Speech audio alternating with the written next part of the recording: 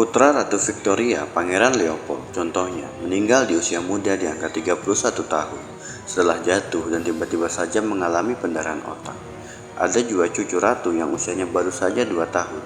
Cucu Ratu Victoria juga meninggal setelah terjatuh, yang menyebabkan pendarahan internal yang tidak terkendali. Setelah itu, 5 cicit Victoria berdarah Belanda juga meninggal karena hemofilia. Dan akibat penyakit ini sangat berdampak pada keturunan raja-raja dan ratu-ratu Belanda yang secara langsung ikut mewarisi gen penyakit ini. Itulah kenapa Ratu Wilhelmina membiayai ilmuwan Jerman untuk menciptakan sebuah obat yang dapat mematahkan kutukan hemofilia di keluarga mereka. Dengan begitu tidak ada lagi kejadian calon-calon raja dan ratu yang meninggal di usia muda jika tidak segera dihentikan. Penyakit ini dikhawatirkan akan membunuh semua keluarga asli kerajaan.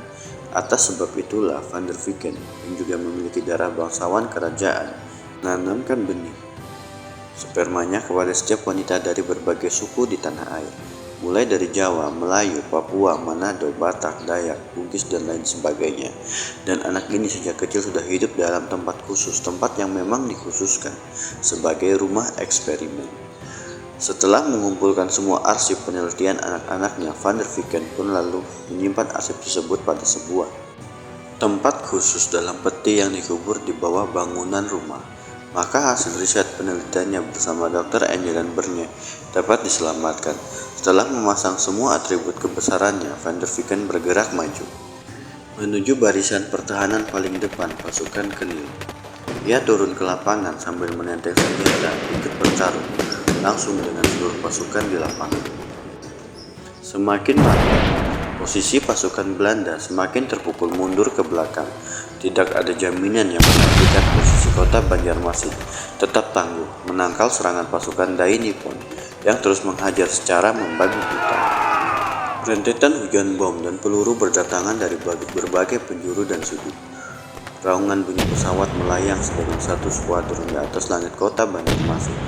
Pesawat-pesawat tempur canggih Mitsubishi A7M0 berputar di langit yang gelap dan terus menyerang baris pertahanan tentara Belanda yang kala itu terus bertahan, membloket setiap penjuru akses keluar masuk kota Banjarmasin. Mesin-mesin perang yang terpasang di garis pertahanan mulai hancur akibat dijatuhi bom-bom berdaya ledak besar di dalam kota. Masyarakat sipil, pribumi, keturunan, serta orang Belanda pergi untuk melindungi diri. Sebagian besar masyarakat sipil pergi mengungsi keluar kota Banjarmasin untuk menghindari gejolak pertempuran di tengah kota yang kala itu menjadi medan pertempuran yang sangat dahsyat. Masuknya Jepang untuk menguasai Hindia Belanda lantaran pasukan dari negeri matahari tersebut sangat sadar jika mereka bisa menguasai Hindia Belanda, maka Jepang akan dengan mudah menguasai daerah Pasifik lainnya. Apalagi selama ini Hindia Belanda sangat terkenal dengan kekayaan sumber daya alamnya yang melimpah ruah, terutama penghasil minyak bumi yang kala itu sangat dibutuhkan hampir seluruh negara di dunia guna mendukung potensi pasukan dalam berperang. Selain sumber daya alam dan minyak buminya, Pulau Jawa cukup terkenal sebagai Pulau Seribu Industri. Di pulau ini berdiri pabrik-pabrik besar berskala internasional. Jadi penguasaan terhadap Hindia Belanda termasuk sebagai tujuan ambisius Jepang untuk menguasai tanah Ibu Pertiwi. Masa-masa genting saat itu mengharuskan Van der Viken melepas pakaian dinasnya. Ia harus mengambil sebuah keputusan supaya bisa menyelamatkan ke-18 anaknya dan dirinya sendiri. Van der Viken menyamar sebagai rakyat sipil, ikut pergi mengungsi bersama ribuan rakyat Banjarmasin kala itu. Putus asa Van der Viken karena ia telah berkeyakinan pasukan Kenil Banjarmasin tidak mampu bertahan bersama sisa pasukan yang sangat sedikit. Van der Viken menggelarkan maklumat perlindungan terhadap keluarga militer lainnya menyerah atau melarikan diri. Keputusan yang diambil Van der Viken kala itu sebagai seorang pemimpin harus siap mengambil sikap dengan tepat, terutama para tentara yang memiliki keluarga. Mereka dianjurkan untuk berkamuflase sebagai warga biasa. Hal demikian juga terjadi oleh Van der Viken untuk melindungi ke-18 anaknya dari sadisnya kejahatan perang. Kekhawatiran seorang bapak pada masa itu merupakan hal wajar dan manusiawi, walaupun anak-anaknya adalah aset eksperimen. Namun soal cinta kasih Van der Viken cukuplah besar. Ia tahu apabila perang pecah, dan satu lawan kalah, maka nantinya yang paling menderita atas dampak perang pastilah keluarga. Terlebih lagi Jepang tidak memiliki aturan dan bertindak sangat barbar. Dalam beberapa kasus kejahatan perang, apabila keluarga tentara atau tentara yang terkena tawan oleh pasukan musuh, pilihan terbaiknya hanya dua pilihan, yaitu hidup atau mati. Jika diberikan hidup, maka kehidupan mereka akan sangat menderita. Hidup dalam kamp tawanan perang dan menjadi budak atau buruh kerja paksa. Selain itu, keluarga mereka yang ditawan akan mendapatkan perilaku yang tidak manusiawi, mulai dari disiksa fisik sampai dengan pelecehan seksual pada masa itu. Anak-anak Van der Viken yang terkenal akan kecantikannya, tentu saja Van der Viken tidak akan rela jika itu sampai terjadi pada anak-anaknya. Raungan dari mesin di udara tidak berhenti, justru semakin bertambah banyak. Tentara Jepang terus membombardir kota Banjarmasin melalui serangan udara. Dalam waktu 6 jam penyerangan, dikabarkan tentara Kenil mulai kocar-kacir. Pasukan yang dipimpin oleh Van der Viken semakin lama semakin mundur akibat kewalahan melawan keberingasan tentara Jepang yang begitu tangguhnya melumat hampir seluruh kekuatan. "Panggilkan Luito sekarang," teriak Van der Viken yang kala itu berada dalam parit pertahanan.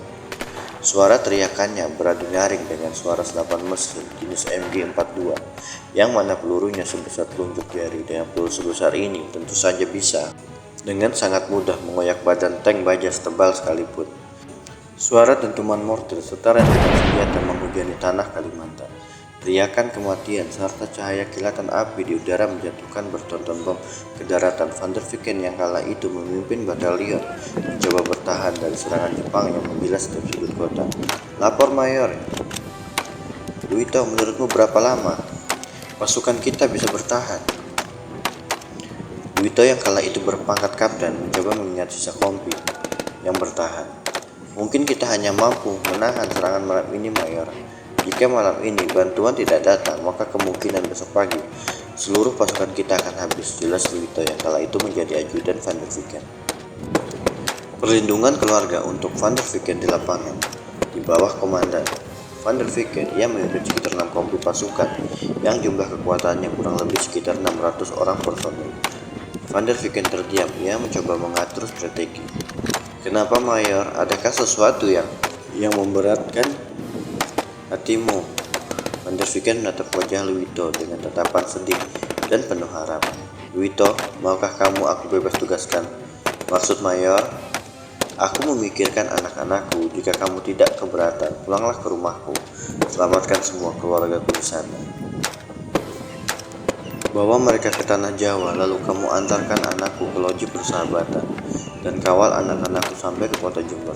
Aku tidak memiliki keyakinan jika umurku bisa sampai besok pagi." Luito terdiam. Sebenarnya berat baginya menerima tugas ini. Akan tetapi ini juga menyangkut soal keluarga kerajaan. Merindah Van der Viken padanya adalah tugas yang sesuai dengan kebutuhan kerajaan. Ia tahu Van der Viken masih memiliki hubungan kekerabatan dengan Ratu Wilhelmina, dan tentu saja anak-anak Van der Viken bukan orang biasa. Mereka adalah anak-anak bangsawan, yaitu anak-anak yang istimewa.